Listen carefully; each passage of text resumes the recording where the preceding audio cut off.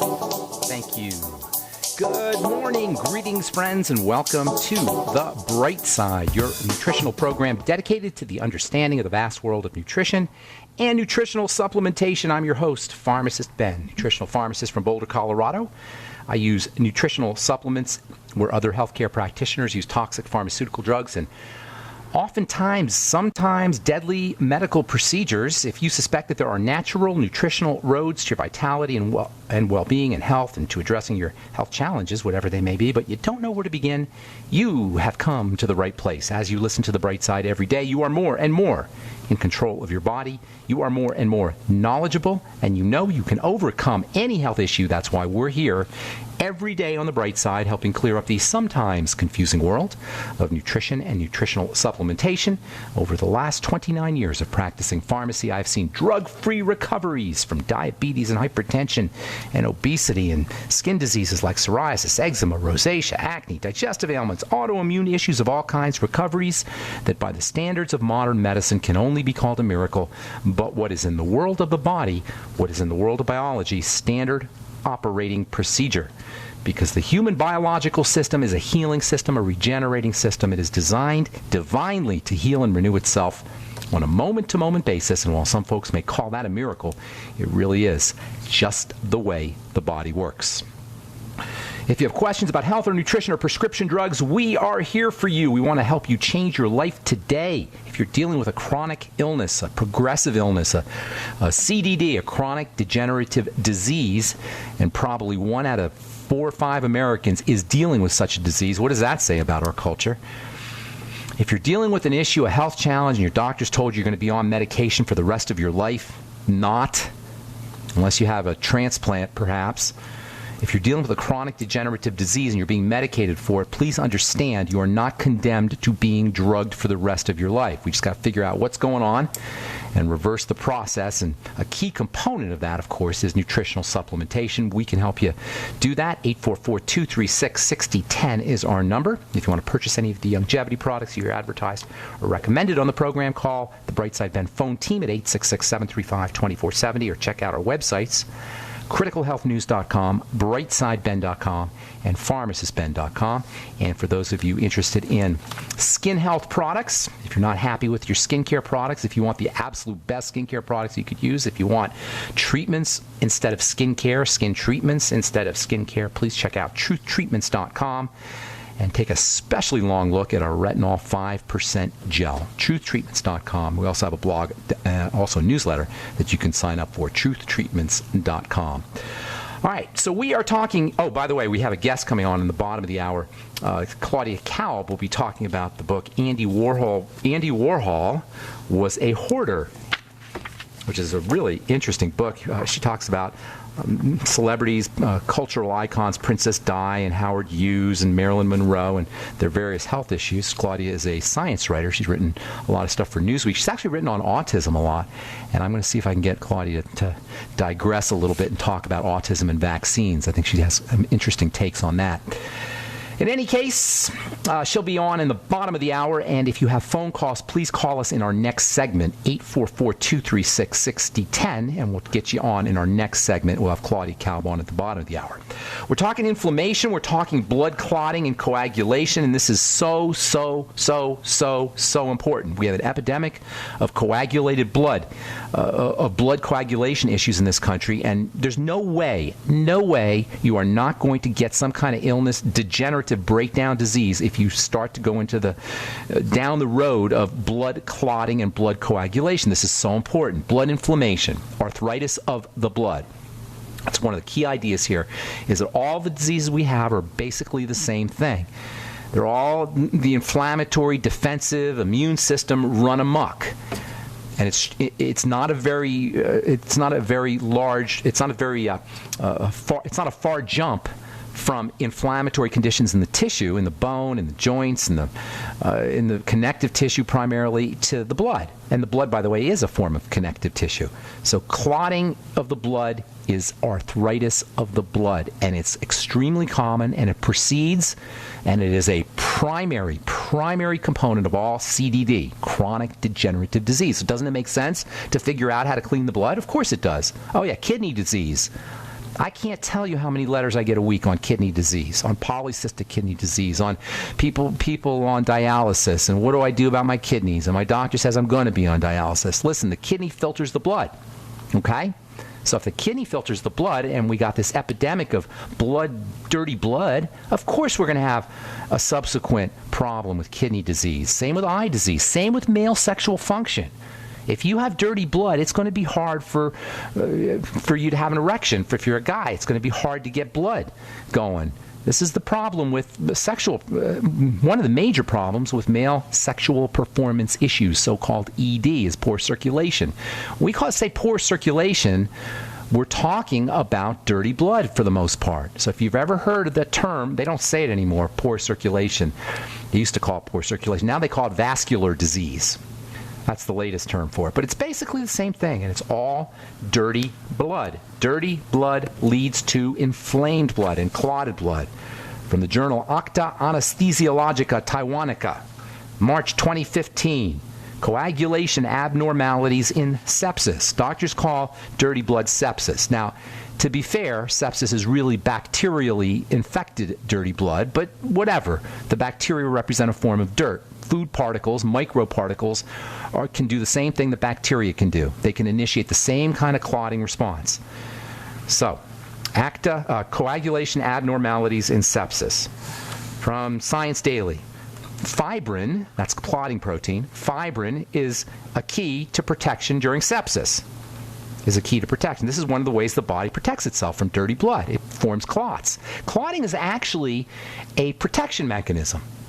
The blood will clot so that it doesn't get distributed everywhere because it's dirty. So the body says, okay, that stuff's dirty. We're going to slow things down a little bit till we can clean it up. But it doesn't know, the body, the brilliant body, the loving, beautiful body of ours, it doesn't know that it's being attacked every day.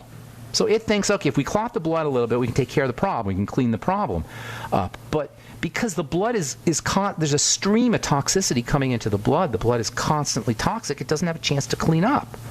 So this ordinarily protective response becomes a problem, becomes a cause of a severe problem. From Current Pharmaceutical Design, 2008, the coagulation cascade in sepsis, intravascular, inside the blood vessels, and, check this out, extravascular, outside the blood vessel. Clots are characteristic findings in patients with sepsis. For this German, Behring Institute Mettellunger, I think you say it, septicemia, dirty blood, is frequently accompanied by changes in cellular coagulation systems and by microclot formulation. It's all over the place. Why? If your doctor has put you on a blood thinner for some kind of issue you're having with AFib or some kind of circulatory problem, please understand that your blood is clotting for a reason. And drugs that force the blood to thin while they may be necessary in an emergency are playing with fire. That's why you've all heard warfarin is rat poison. Everybody's heard that. Coumadin, warfarin is rat poison. What do you think that means? It means that warfarin is one of the most deadly, toxic, poisonous drugs you could ever use. Why? Because it compels the blood to thin. It forces the blood to thin. There is no system more complicated, more complex, and that involves more steps than coagulation, blood clotting. It is tightly regulated. And that's saying something. There is no system in the human body that is more tightly regulated than the flow of blood, than the thickness and thinness of the blood, than the circulation of the blood. Obviously, when you think about it, what system is more important than the blood? So if you have a fundamental system like the circulatory system, the blood, and it's so important, any changes in there are going to be tightly regulated. The body doesn't like things changed. That's why when you force your blood to thin with a pharmacological agent, you are playing with fire. Now, in an emergency, that's one thing, but for long term, that is irresponsible, bad medicine, lazy medicine. And we pay the price. All right, I'm Pharmacist Ben. 844-236-6010 is our number. You are listening to The Bright Side. We'll be back right after this.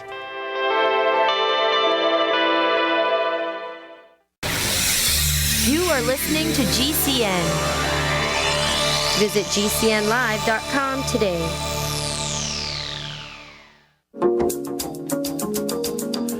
Okay, we're back on the bright side. I'm Pharmacist Ben. We have Claudia Kalb coming up at the bottom of the hour. Her book, Andy Warhol Was a Hoarder, Inside the Minds of History's Great Personalities. I thought this was really interesting. Really interesting, kind of fun read. Princess Di. Loved Princess Di. Abraham Lincoln. Frank Lloyd Wright, the famous architect. George Gershwin. Dostoevsky. Albert Einstein was autistic. Check that out. Autism's really interesting stuff. We should do a show on that sometime. Autism and vaccines, autism rates increasing, autism and gluten.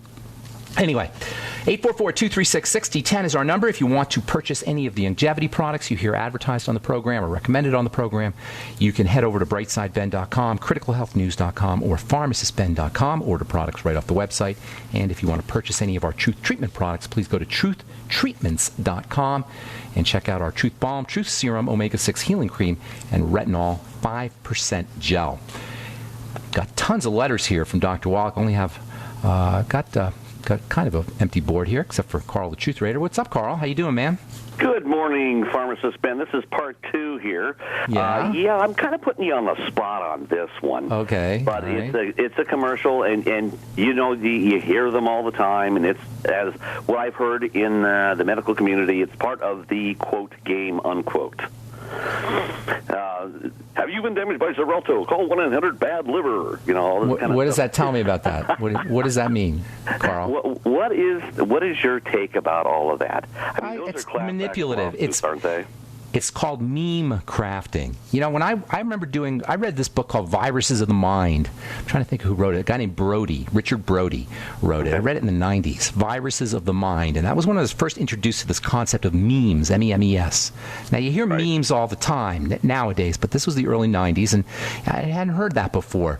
It actually comes from Richard Dawkins, who wrote a book called The Selfish Gene, where he talks about how genes in the body really repeat themselves and reproduce themselves independent of the owners of those genes, us. In other words, genes we just obey our genetics. This was Dawkins' premise, is that genes run the world, run biology. But he also came up with this idea of memes, and he said that in the culture, there are thoughts and ideas that repeat themselves over and over again, and they don't care about the owners of those thoughts and ideas. They just want to repeat themselves. You follow what I'm saying? So they don't give a crap about us. The genes don't give a crap about Carl. Okay, this is Dawkins' hypothesis. The genes don't care about the owner, and he came up with this idea about memes, which Richard Brody elaborated on in the book Viruses of the Mind, and he said that these ideas in the culture don't care about the owners of those ideas. They just want to repeat themselves. Does that make sense? So it's like they're like viruses, and I don't have time to talk about viruses, but viruses are super cool, and they do the same thing. It's like a virus on your computer. It doesn't care that you need to, write your letters or have your business on your computer. It's just going to reproduce itself, independent of whether you like it or not, or your computer likes it or not. And so there's this battle between memes and people, ideas and people. And we have these ideas in the culture that are antagonistic to our well-being. You follow me with this? Oh, yeah. Okay? Yeah. And now, these are memes. Now, there's actually evil people who create these memes, just like there's evil people who create viruses in your computer. You know how you get, I don't know if you ever got a virus in your computer, but you want to hurt somebody who did that. Why would they do something? I can write a book on that, Ben. Right? Why would somebody be so malicious? Well, you have meme crafters in the we call them spin doctors, or we call them advertisers, or we call them marketers, and they work for some of the biggest companies in the world, and they manipulate. Their job is to insert a virus into a culture so that they can profit off of it. And one of those in the medical world is filled with these memes, filled with these mind viruses, filled with these parasites, and there are people who get paid big bucks to create them. Now, what is that? Does that sound nice to you? Does that want to? Well, that's who's writing the Xarelto commercial. All right? Like they say, okay, this is what they say. They say, oh, we know that people are older, so they'll like Arnold Palmer, and now middle-aged people are also, and Arnold Palmer's one of the spokespeople, and they say, middle-aged people, they also got dirty blood and it's clotting, so we'll get Kevin Nealon on there, and then we'll get the Southerners, because there's a lot of Southerners on these drugs, so we'll get a race car driver, and then we'll get them to talk about how wonderful our drug is. This is how they think. Yes. This is how advertising's done, you know? Right. And so they they know all the ways to manipulate us into believing things. And it's one thing to have a meme to get you to buy a certain product, like say a pair of shoes or jeans or toothpaste, create a meme for toothpaste. That's okay. I mean, that's one thing. But to do it with our blood, to do it with our minds, to do it with our bodies, to do it with our immune system, this is twisted. Yeah. And so what I'm doing on this program, and what Doc is doing, and other people, Dr. Glidden is doing, other folks are doing, is we're meme busting. We're meme exposing. And so I don't want anybody to watch, after you listen to this program, you're never going to watch that Xarelto commercial the same way again. You're going to see the manipulation. And so once we expose this, once we reveal this, it's like cockroaches when you turn on the light, all of a sudden they lose their power. And so that's what this is about. Next time you see a commercial or think, oh, I'm sick, I better go to the doctor. Oh, I got this problem, I better take this drug. Oh, my cholesterol. That's one of the best, one of the most twisted and successful memes ever is the cholesterol meme. Yeah. Absolutely. The idea that cholesterol and heart disease are synonymous and you're going to prevent a heart attack by taking a statin drug. That was actually, I take that back. The most twisted meme, that's a pretty successful meme, I will say. That may be the most successful meme ever in the history of pharmacology or drugs. Here's another meme.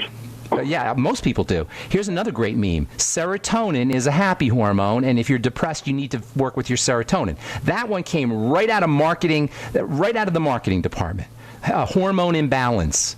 I got a serotonin imbalance. That's straight from marketing. That went from the advertising offices, wherever that is at Eli Lilly.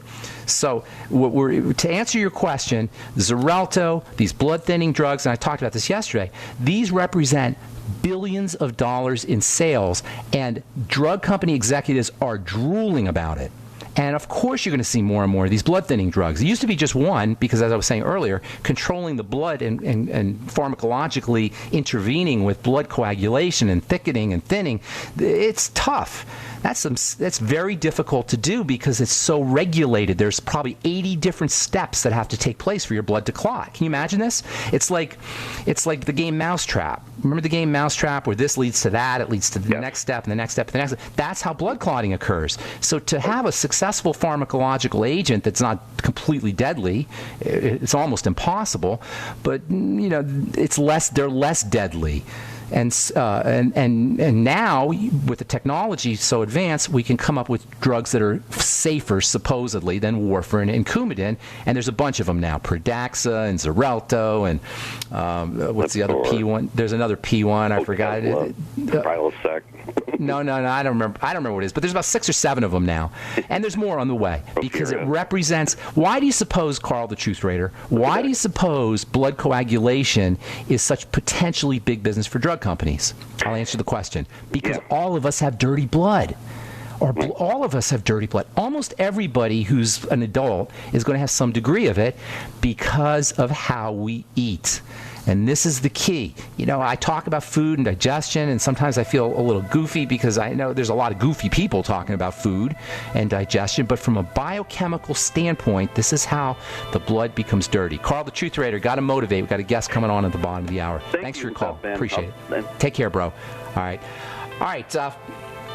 Got Claudia Kalb coming up at the bottom of the hour. We're going to talk about her book, Andy Warhol Was a Hoarder, Inside the Minds of History's Great Personalities. Don't go away. I'm Farm Spen. You're listening to The Bright Side.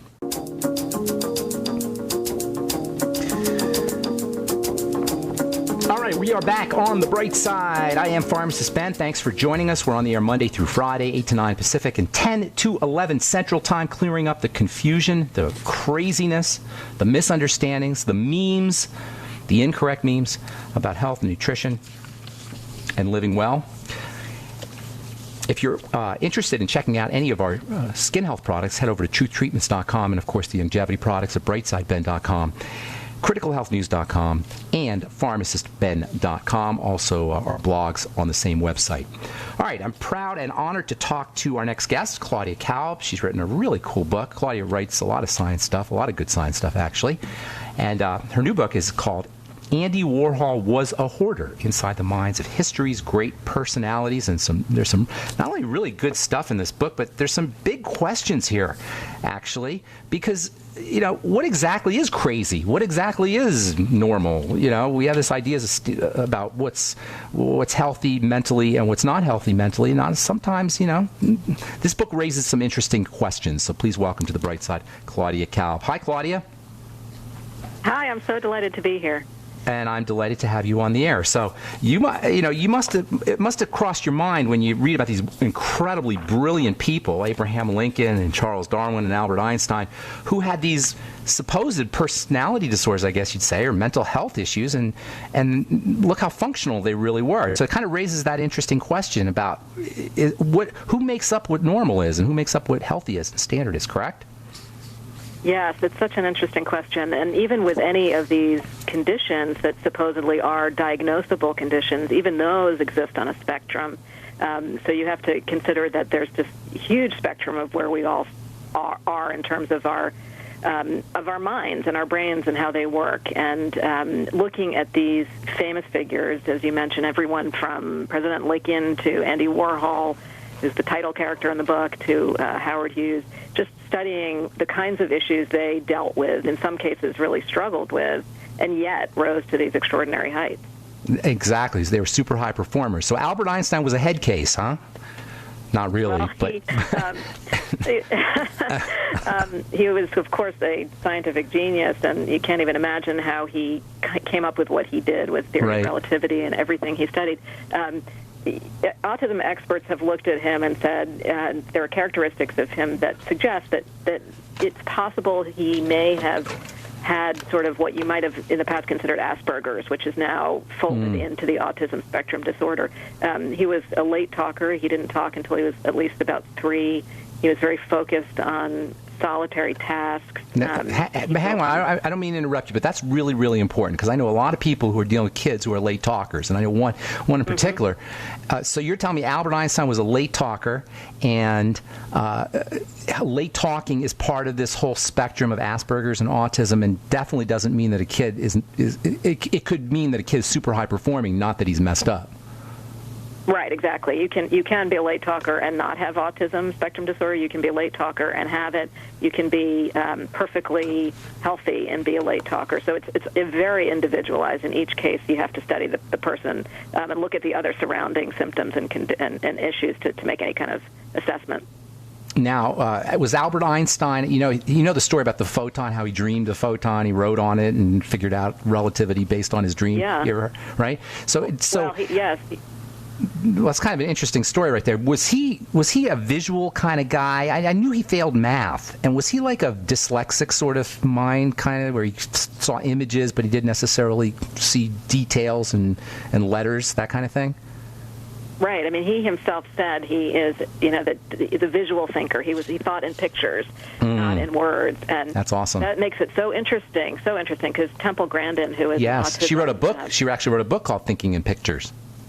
She did, and she has a chapter about Einstein, and she identifies with him very much on this point, because she also, of course, is such a visual thinker. And she herself says she identifies him as having mild traits of autism. Tell the listeners, if you would, Temple Grandin is from Colorado, actually, and she's not in your book, but man, she would qualify, actually. She's not as famous, probably, as some of these people. But tell the listeners a little bit about Temple Grandin, if you don't mind, and then I want to get into some specifics here in the book. Well, she's an incredible animal scientist, and she also didn't talk until late in life. I think she was about 4, and she was diagnosed with autism. She has become an extraordinary public speaker and an advocate for autism. Despite the challenges she faces, she speaks publicly about it, and she educates people, and she writes these books. And I do mention her in the book because she did comment on Einstein and said she really does identify with him. She was a professor, actually. She's a PhD, and she talks to animals. She communicates with them and understands their needs. Right. A phenomenal she sort woman. of gets inside their heads.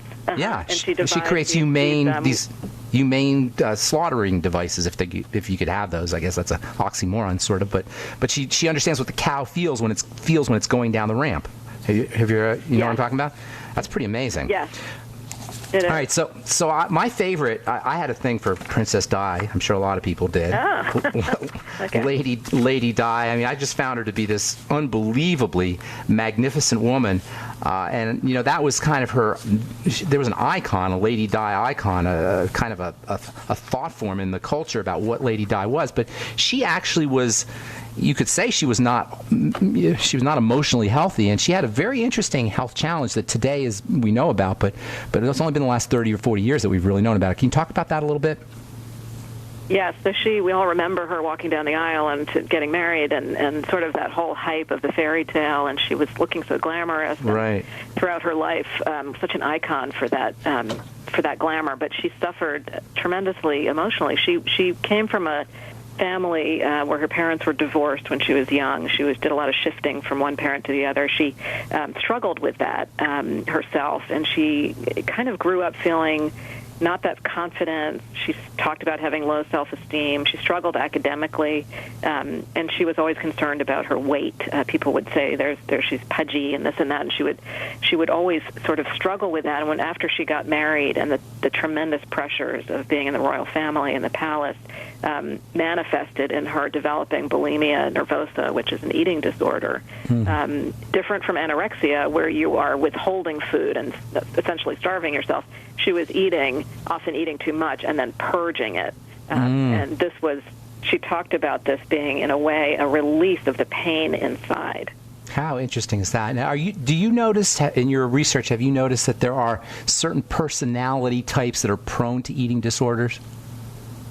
That's a really interesting question, and I think there are specific things, perfectionism a little bit, trying to be in control of your surroundings. I think this level of, there can be mood disorders associated with it, so some level of anxiety and depression can be associated with it, sort of a lack of, as Diana had this lack of self-esteem and insecurity, looking to food as a way for comfort. So just some really interesting aspects of how an extreme.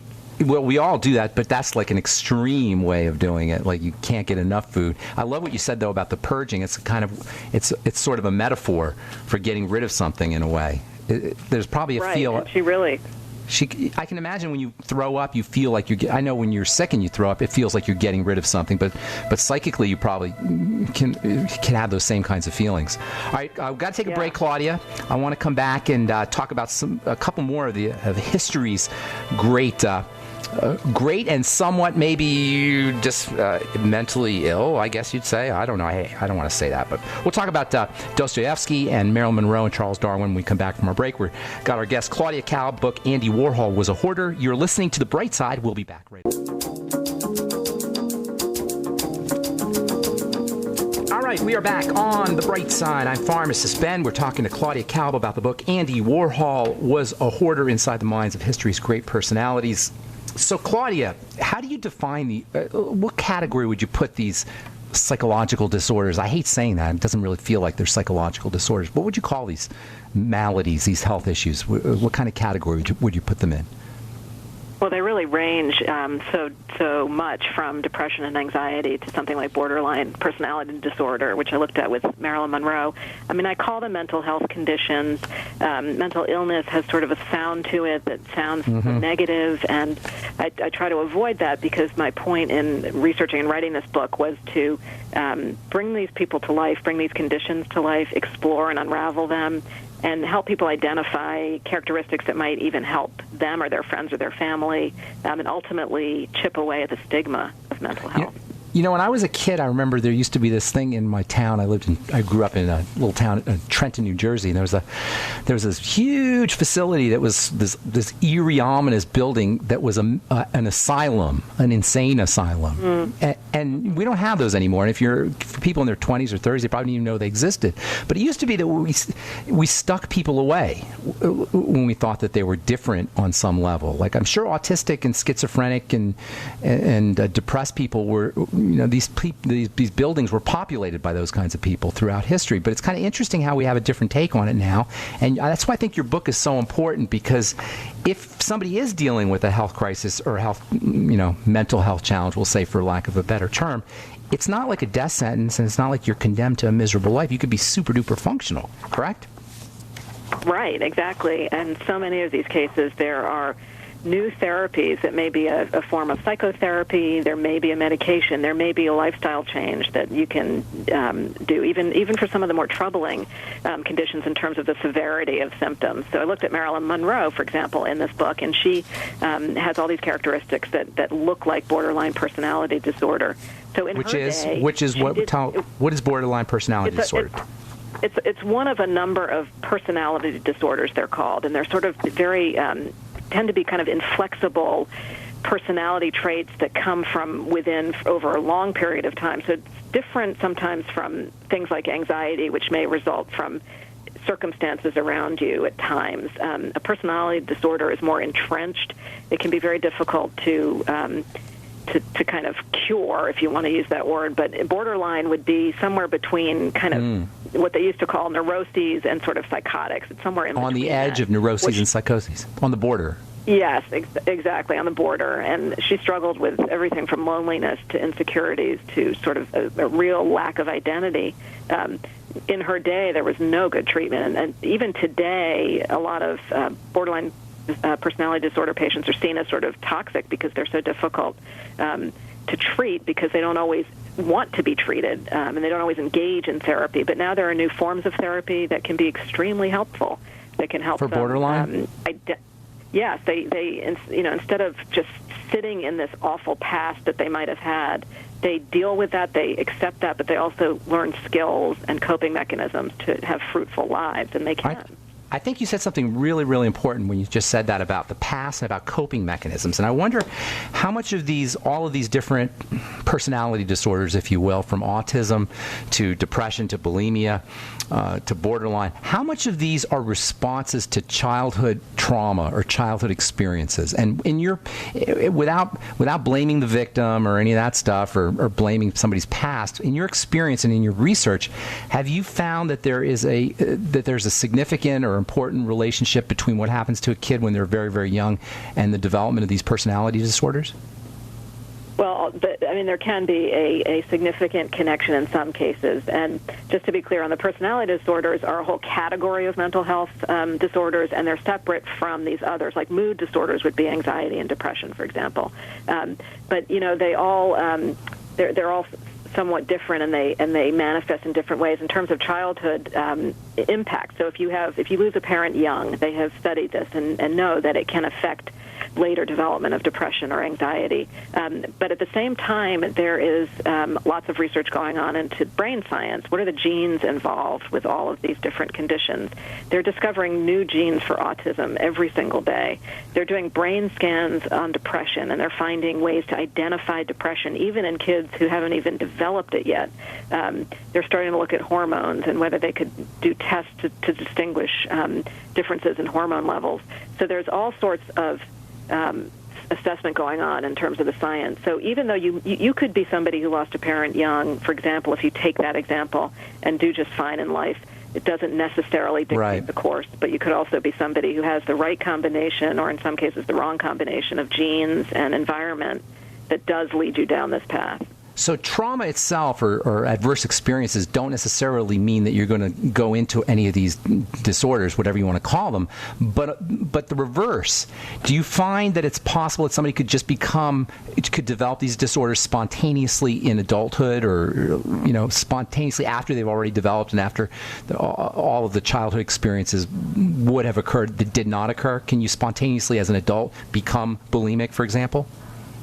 Well, I think there's all sorts of unknowns about how something like that would develop suddenly in adulthood, but it certainly can. I think then when you see somebody who develops bulimia, and a lot of these do manifest as adults, you go back and look and see what are the triggers that might have been there, both environmentally, which could be a childhood experience, as well as is anything going on that we can identify now genetically. So, depression can come at any point, for example. It doesn't necessarily...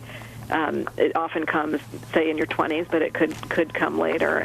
So there's no rhyme or reason sometimes to specifically when or why these conditions develop. That's a big mystery for a lot of people, and that's what scientists are trying to understand. Have you ever heard of this thing called the ACE study, Adverse Childhood Experiences Study? I'm not sure I've heard of that specifically. I know there's a lot of work going on in adverse childhood, and I know it can affect... brain development and affect all sorts of levels of development and growth. And it's such a rich area to study. So how did you come up with these 12? I mean, you had to weed people out, I'm sure. And who did you weed out? I did. I weeded out Who a didn't make the people. book? Wasn't sick enough to make the cut, or wasn't twisted enough to make the cut? I know. There are a lot of people who it was almost too complicated. Mozart is somebody who's been diagnosed with a zillion things, including Tourette's syndrome. And oh, wow. Tourette's? Was he schizophrenic? Was Mozart schizophrenic? I noticed there's no schizophrenics here. No, there isn't. I actually looked very carefully for that.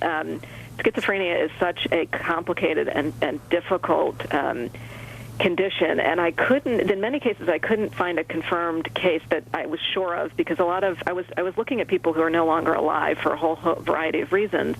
I couldn't find a really good solid case of somebody in the past, because so often the diagnosis wasn't They were just crazy. The condition wasn't. They didn't know. They just called you nuts. About what it was. Yeah, or it was misdiagnosed as something else. So it was difficult to find somebody good.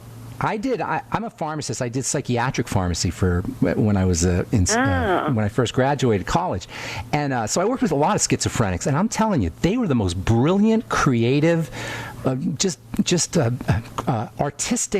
Had this sense of art where they could make connections that didn't exist for normal people in their words and in their drawings and in their thoughts.